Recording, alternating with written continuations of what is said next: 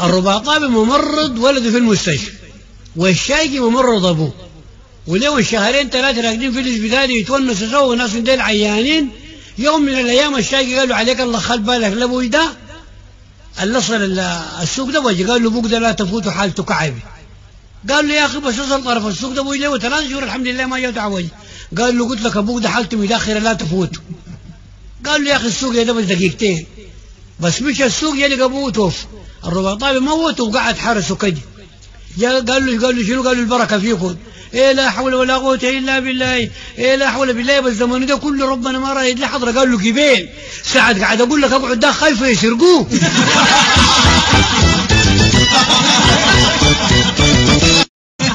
الرباطابي راكب في القطر وبعدين الكمساري غرمه، قال له الكمساري اداني الباقي.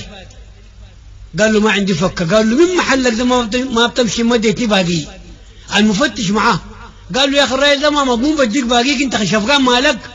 قال له كنت مضمون انت مباري مالك.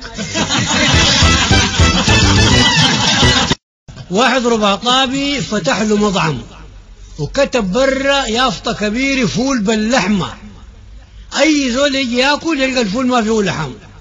الزول اللي عنده عارض يسكت يمشي والبنقنق ينقنق.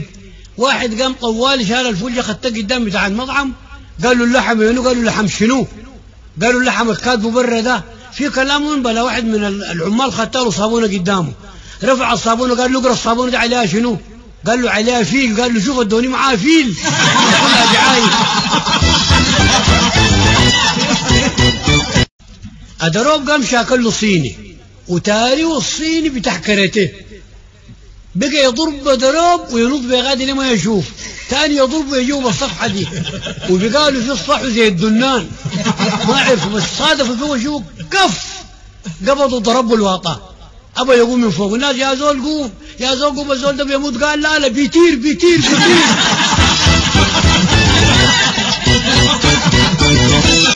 طبعا دي جاي من برا من الخارج والله خلقها. طبعا دي جاي من برا من الخارج والله خلقها لا ربة تاكسي ولا دفار ولا باص سياحي ولا حافلة. جاد في الجامعة واحدة صاحبتها قالت لها مشاكل لي معاي مدني نحضر عرس بنت خالتي ولي.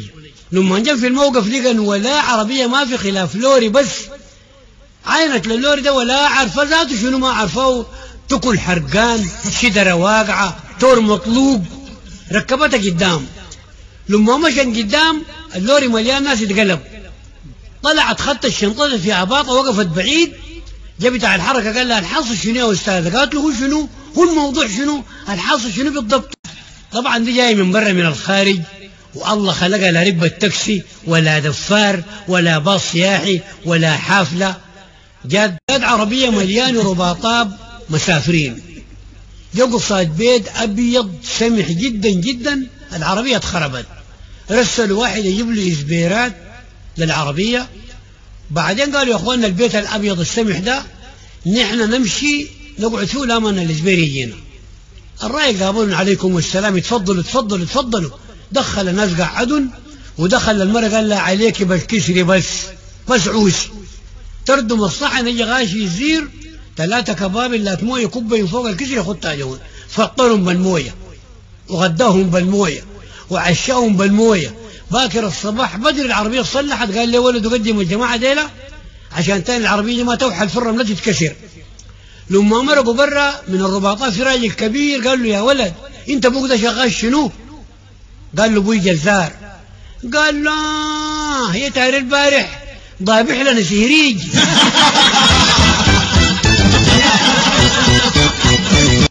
في مرة عجوز قاعد تاكل وخدت الصحن في الواطة وهي قاعدة فوق العنقريب، والله يكرم السامعين الكذب قاعد بالك قدامها يعاين لها لمن تشيل اللقمة، يعاين لها لمن تعجنها ويصنع معها لمن تاكلها، تاني يدنقروا سوا تاني يصنقعوا سوا.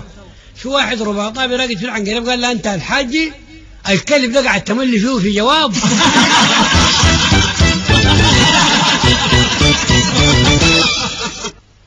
الرباطابي زوجه شايقية، يجيب له ولد يموت يجيب له بنت تموت. قال يا اخوانا والله المرة دي جاي اطلقها. ليه؟ قال والله جناه قاعد يموت. قالوا له يا اخي ما في مشكلة ان شاء الله المرة الجاية إن جابت لها ولد، إن جابت له بنت، جابت بنت شلخوا شايق إن شاء الله يا حياة. جابت لها ولد، قال له ادعي عليك الله شلخي شايق. الولد حية. الرباطابي كل ما يشيل اليد يعاينه يتعبر موجع وجع شلخ ولده ده. قام شالوا جا الرباطاب بس نزلت فيه محطة بحمد لاقى عمه. قال له انت ولد قد رباطابي والله شايقي؟ قال له ولدي رباطابي لكن رخصت في الشايقية. الدنقلاوي كان سواق قطر في السكة حديد، وبعدين أخذ معاشه وجا اشترى له تاكسي وداه واحد يسوق له. بعدين لما جا المسا قال له ده الإيراد كده، كبيت بنزين كده وده الفضل القروش كده كده. قال له خلاص خلى التاكسي هنا الصباح بدري تعال سوق التاكسي. قال له لا لا التاكسي بيبيد عند السواق عشان إذا كان جاء. قال له لا لا لا لا انت خلي التاكسي هنا تعال الصباح سوق. قال له يا حاجة التاكسي بيبيد عند السواق. قال له يا شيخ خلي التاكسي، أنا سايق القطر 30 سنة، يوم واحد ما قال سوق القطر ده بيته عندك هناك.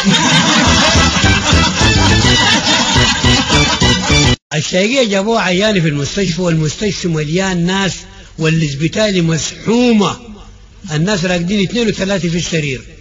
بعدين الشايقية ماسكينها من اكتافهم مدخلينها تسي. الله يا قلبي الله يا قلبي، الدكتور مسك رقدة مع رباطابي في السرير خلف زي السفنجات في الكيس. بعدين قال لها يا حاجة اللي انت ماسكه ده ما هو القلب، ده اسمه البنكرياس. وخلاها مرة بقت تسوي. الله يا بنكرياسي بنتها جات دخلت قالت هو ده كلام شنو قاعد تتكلم فيه امي ده؟ الرباطابي رفعت راسها قالت لها جا الحكيم المطموس ده مسكها في اسم خواج مرق.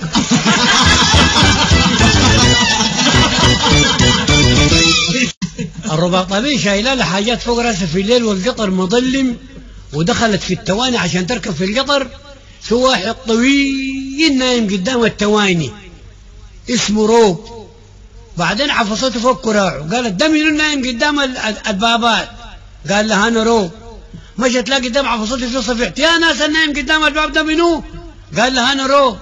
مشى شوي لقى قدام عفصته فوق اصابعه اللي تيجي تحت راس، يا ناس ده منو؟ قال لها انا روب. قالت له انت روب انكشحت؟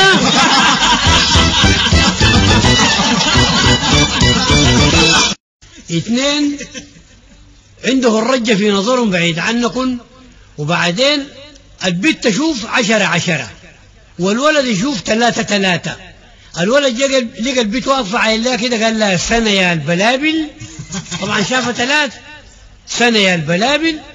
قبلت عليه كده قالت له خلاص اتلملمت يا صعيدك الحلة.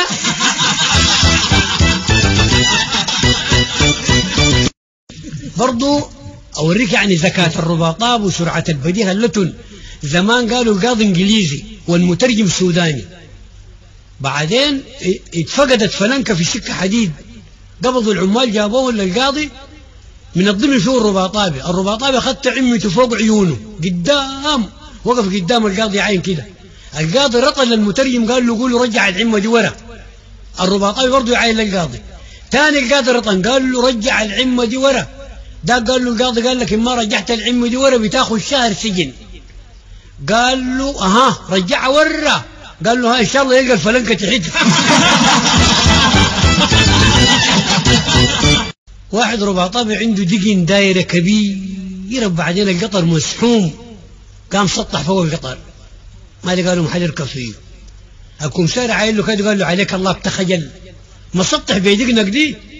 قال له انا اشحنها.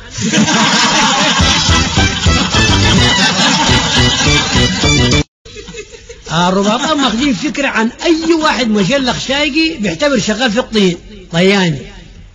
القطر جاء الساعة 4 في الرباطاب، واحد مشلخ شايقي شلوغ عراض مالك وشوه كده بشباك القطر. بعدين الشفع الرباطاب يكركوا الحبال القفاف المقاشيش. قال له تعال اجنا انت المحطة دي ما فيها غير الحبال والقفاف المقاشيش؟ قال له فيها. قال له شنو؟ قال له في طين معجون هنا ينزل ابنه. بعدين برضو قالوا في واحد حرامي نطاله في بيت وفتش البيت ده لقلي ما لقى شيء لغاية قريب الصباح، ما خلوا له علبة ما خلوا له شنطة ما لقى شيء. داير يطلع في الدوران اللي قالوا مرة غليظة نايمة قاعد جنبها تبني ده لقاها خلا، رقبتها لقاها خلا، قبض من جضومه ديل وقعد عليه حيلة، قال لها أمانة تغتس حجرك ده السويتيه جضضم ده كان دقيتيه ده بس ما كان نفعك. بعدين برضو قالوا واحد مركب له مرة في التاكسي، مرة غليدة غليدة جدا، ملت المحل الورا ده من النوع ده كان زي المرتبة المقطع خيوطة متكوم ورا، والتاكسي يسيك كرب كرب وماشي. بتاع الحركة وقف وقال له يا أخي العادم ده مكسور. قال له يا سعادتك العادم ما مكسور، تعال دخل راسك هنا. المرة الراكبة جوا دي عندها أبو الشهيك التاكسي يقول كرب. الرباطاب طبعا في بحمد بيفرشوا العطرون، والشايقية ينزلوا هناك يشتروا منهم الجفاف الكذب ب5 قروش. نزل الشايقية في بحمد لقت العطرون في الجفافات، قالت لها بكم الجفافة دادي؟ قالت لها 5 قروش. 5 قروش كانت لها قيمة. قالت لها هي الواقع، قالت لها تعطي العقرب الواقع من هي تحتك.